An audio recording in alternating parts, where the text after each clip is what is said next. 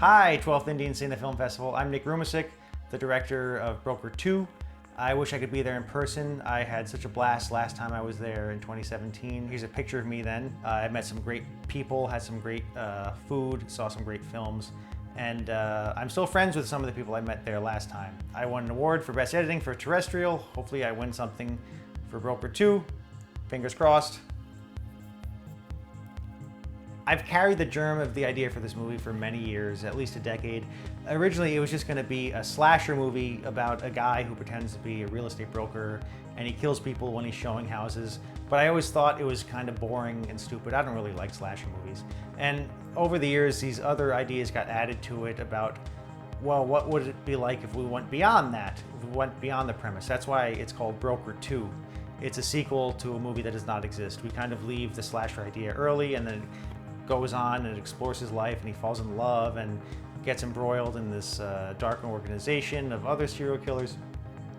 We kind of wanted to start with that point and what goes on in the mind of a guy who does this. The biggest roadblocks of this film were budget. It was such a low budget. I made it over the course of several years with a very skeleton crew. About a third or a half of the budget was raised by a crowdfunding, and the rest was kind of piecemealed as the film went along. I acted in it, sorry, because I was cheap and available, and everyone tried their hardest, everyone gave their best, and I commend everyone who worked on this with me, all the cast and all the crew. I wish some of them could be there, but it was just too far a distance for most of them. We shot it mostly in New York City, completely without permits, on the streets and the subways. A lot of great guerrilla filmmaking, and I believe that brings an energy and a vitality to it. At least I hope you can feel that. That's kind of the biggest difference between what I imagined and what the film is. When I first started making it, I thought it would be a little more meditative, a lot like my first film, Terrestrial, which if you've seen that, you'd know, very kind of slow pacing. I thought this would be much more like it, but as I was making it, I quickly realized that no, this is not what that is. This moves at a much quicker pace, so much so that you're not even sure what's happening until after it's happened. The movie never quite settles, and I like that. It becomes, like my first movie, it becomes impressionistic, but almost in time rather than an image. And I think that's a unique way to make films, and I'd like to explore more of that going forward. And I hope it inspires other people to try things like that. It's not centered on story, but like I said, it's more of a general feel and emotion and a kind of driving force. And things happen, things pass very quickly, and you're just kind of starting to get a handle on things, and then before you know it, it's over.